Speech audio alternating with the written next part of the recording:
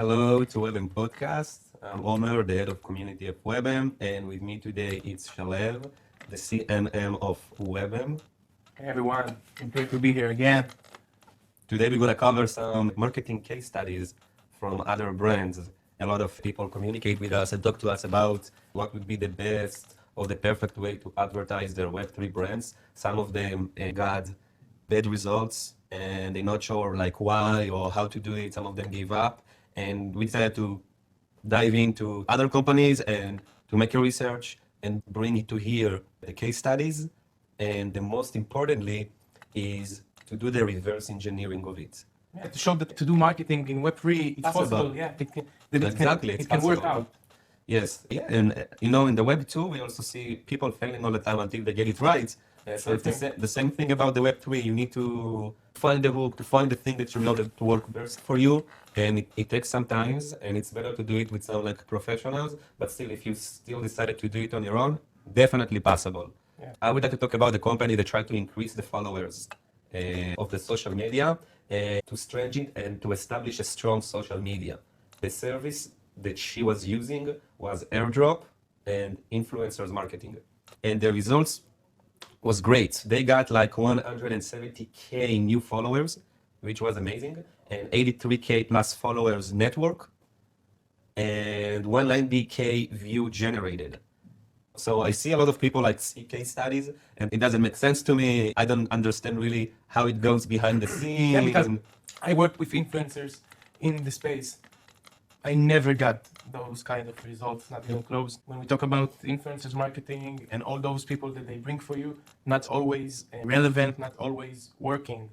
So how this case study worked out, that's what I'm trying to understand. So basically, in order to understand the big pictures, I mean, we could just dive in as more as we could because we don't have all the information and all the tactics they actually did inside the company because we didn't work with them. So we can't really tell. But that's why there's the reverse engineering. It's like our assumptions of how these things work and how we would do it in the Web3m team. Why should the Web3m team use airdrops and influencers marketing in order to grow a specific Web3 brand, which will lead to these specific results, which I like presented. So basically, in order to understand it, every company or every owner need to understand the target audience, need to understand what is the target audience looking for, so then it can match what kind of influencers marketing based on the service that he provide. Because it need to understand that the audience of the influencers marketing that he's willing to work with are actually the target audience that he's aiming for, the brand. What attract new followers, new members.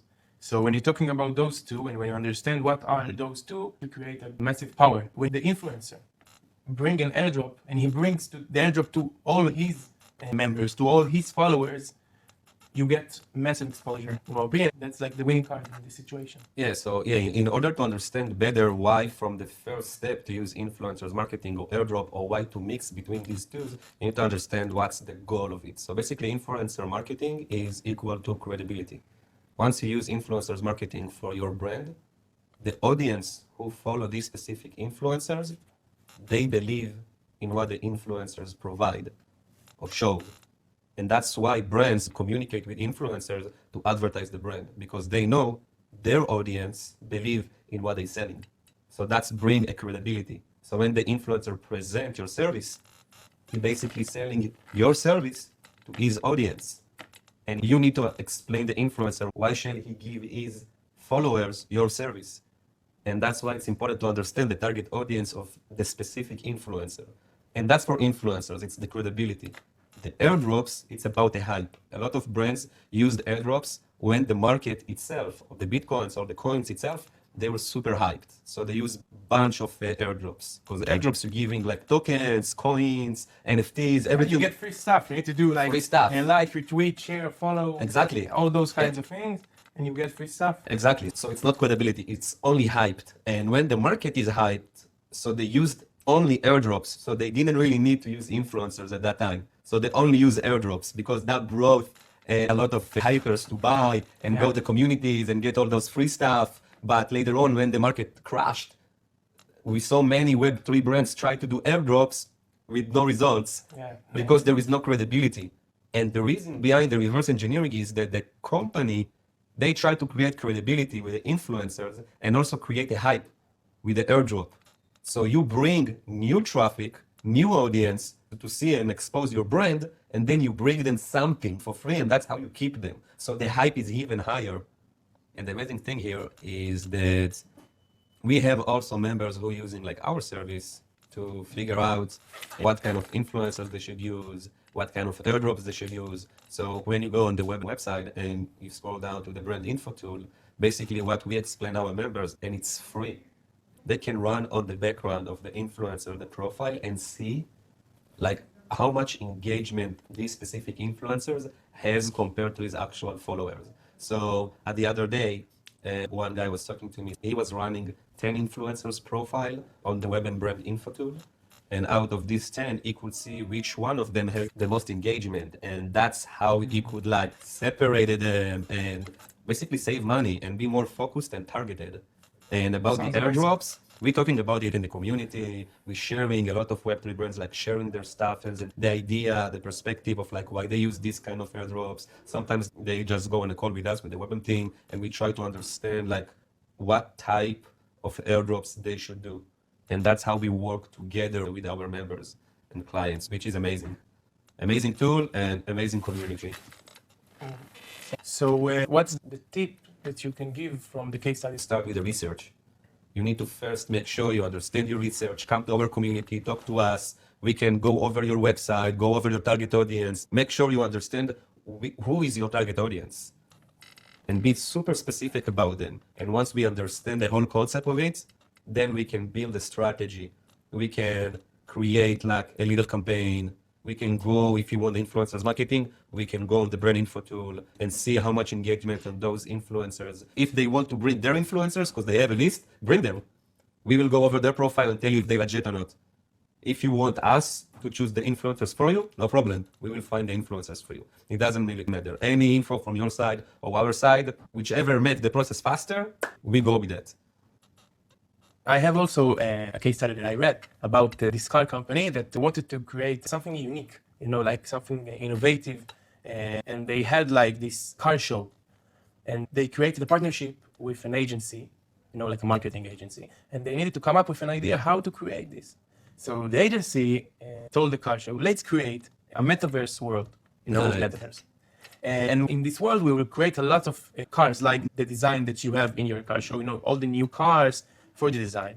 And people can ride in those cars and can see them like an exhibition in this metaverse world. And they can enter. And they took this metaverse world and they built it together.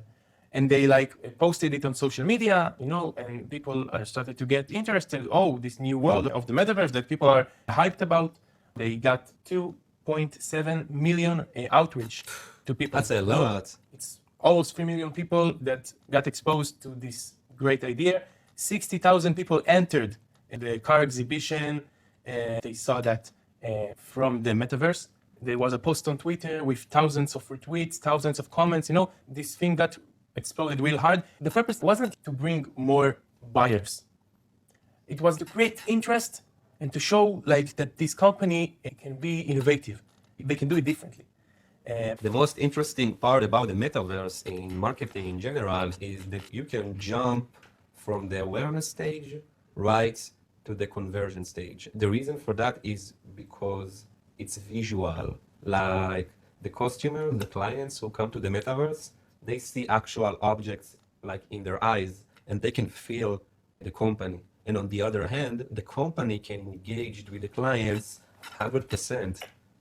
And these engagements can go for hours and days because they come to the metaverse. They enjoy the city, the city, Yeah. the community, the place that you created, and it makes them like a hub. They like being there, so they like to communicate with you. So that's easier of engagement, better data, better conversion. Yeah, totally. I believe that because the metaverse, it's such a new experience in these days, it's still in its diapers. So when you talk about an experience like this, so you have the wow effect. People got into this world and they were shocked. They didn't believe that they can build things like that. It was a great experience. In the Web3 space, metaverse is something that I believe that will be here and will get bigger and better as long as the technology continue to get bigger and better. So embrace it, get to know it, enter metaverse world, understand how it's created. Second tip is to really collab with influencers. This car company did collaboration with influencers that prepared their image, their character in the metaverse and bring them into this world. And they drove the cars and like talked to people. It was very exciting, very cool, in my opinion. So you can use influencers in the most creative way. You just need to be creative. You just need to open your mind. And another tip, the last tip that I can give you, it's there's something personalization. When you give the people personal experience, you know, you talked about that you can engage with the community, you know, like this interpersonal connection. I think that this is something that Web3 has and that are starting to grow big everywhere I go. I can see that brands all over this space and in other spaces try to put like the biggest efforts in the interpersonal, the connection between them to the audience, like to break this wall that brands build between them and the people.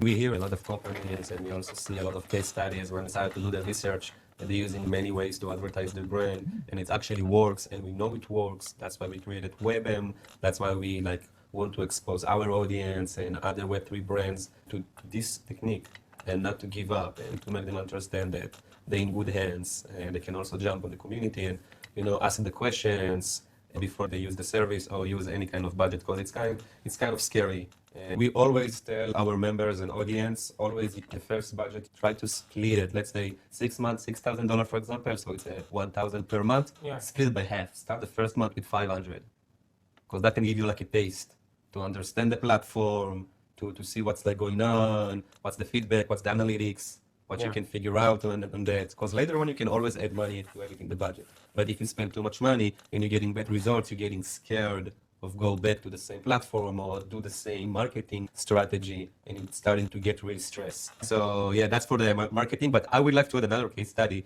which is very interesting. So one company tried to take in stability and returns on the ETH network basically. And in order to do it, they used 4 ways of advertising.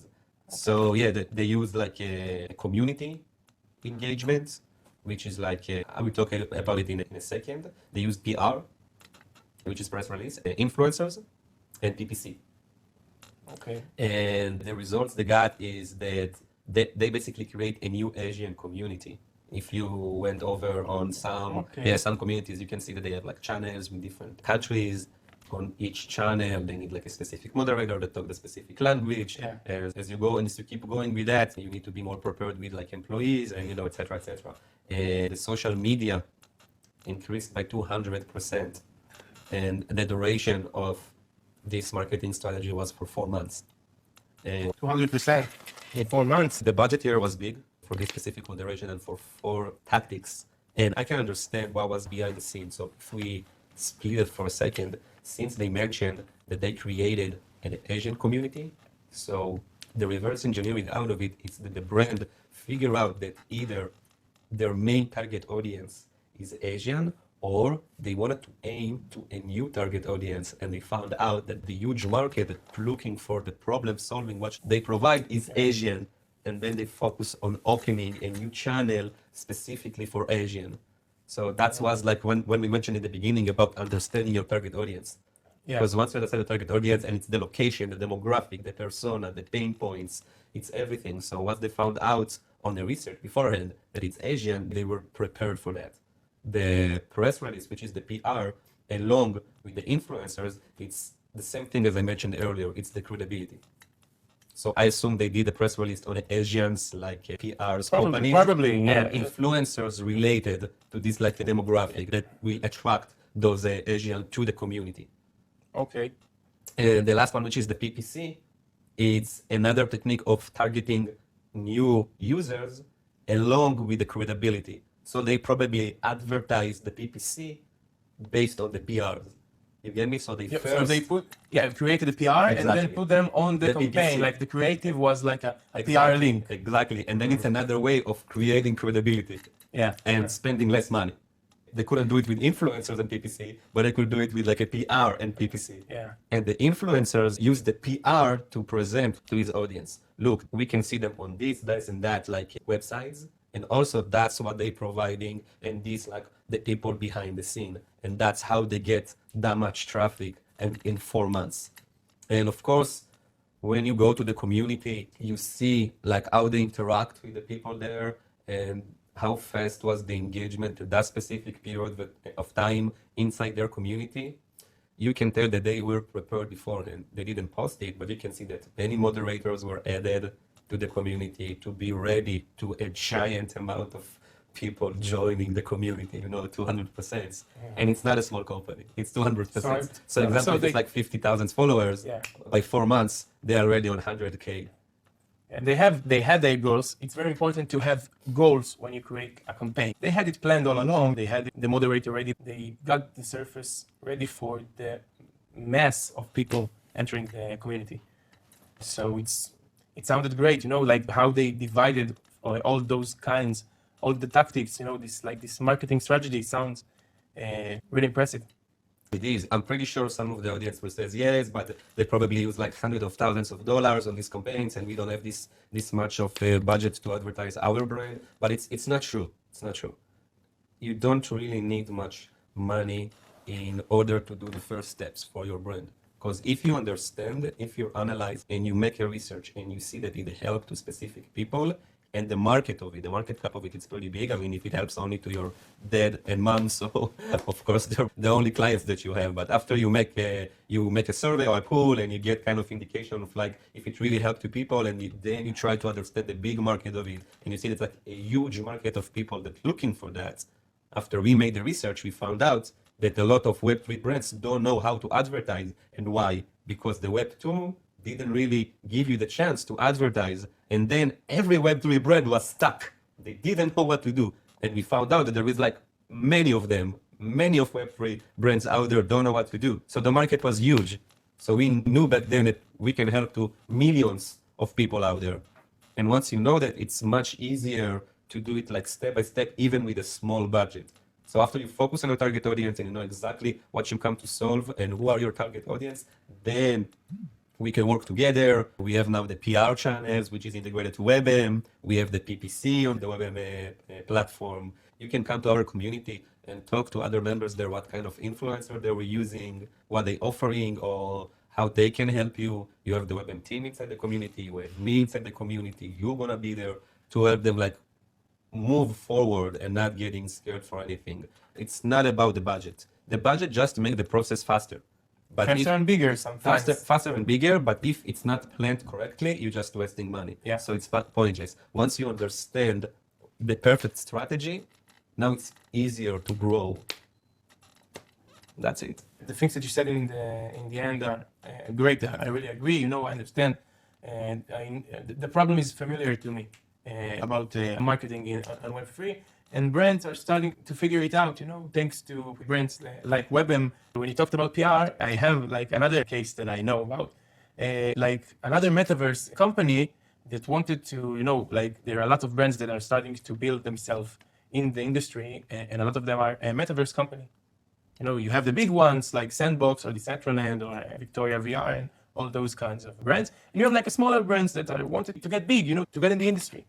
And this company to think about the strategy that they can use. And they took a PR strategy. So they connected to a marketing agency and they told them what they wanted to achieve. So they created a PR and did like a great PR campaign. When they announced, the alpha release, they had like their beta out and people were on the beta on the metaverse world. And just before the alpha released, they did a sponsored campaign, a big paid campaign, with a great PR, that a lot of people shared it along the web, along with social media. And the results eventually after the campaign and after the alpha release was 70% more traffic to publications, to articles, and to pages on social media. They had 85% more social engagements. People started to comment them, to ask questions about the alpha, to get interested because they got exposed to the announcement. They got hyped about the announcement of the new world that's coming out, the new alpha world. Okay, they had 90% more growth. Okay, in their own private network. Before the alpha came out, the beta, they got 95% more people. They almost multiply themselves, and that's amazing, from one campaign to almost multiply your users. I believe that's insane. You know, it's something that it sounds like it's not normal or that it's just luck, but I believe that it's just right strategy, right marketing, right usage of your budget. They did it big. So the tips that I got is partnerships. It expose you to another audience. They expose the other brand to your audience. You know, like everyone benefits from it. You know, your users are looking for another exciting thing in the space. They like it. Yeah. They're looking for events. They're looking for like some interesting stuff. You can go to events, okay, in real life, Web3 events, or events that are related to your brand, or you can go to online, metaverse events, social media events. And some events also like being published on like PRs, right? On Yeah. press release, for example. Yeah, great. or- Like something like that, you know, like try to follow around ours. As part of the going to events, you can also, and that's another tip I have, to engage. Okay, we talked about it in earlier episodes. We're talking about it constantly, and we just try to get it out to as much as people that we can. Because engaging, it's one of the most important things, in my opinion. You need to go out, try to learn new things from new people, and try to write them, ask questions, be controversial. Okay, And then you can get like data out of it. you can get the data out of it. You can get comments from people. You can get connected to people through your comments. Okay, you comment to someone, they like your comment, they follow you, you follow them back, they send you a DM, you send them a DM. When you get someone to speak with you, I think this can be the start of something big, of something great. You know, you need to go out there. Okay, sometimes we forget that there are a lot of people in this place, and we need to empower each other. Okay, that's in my opinion. I think that We covered everything. we covered everything. Let them start By saying hi and GM on our community. Yeah, and come to say hi and GM on the community. On social media, you know, you can come on Twitter, on TikTok, Instagram. You know, we have all the platforms. Just come by. You can come by and ask everything and give us comments about this episode if you like that. Maybe give us idea to another episodes if you have questions. We like to answer everything.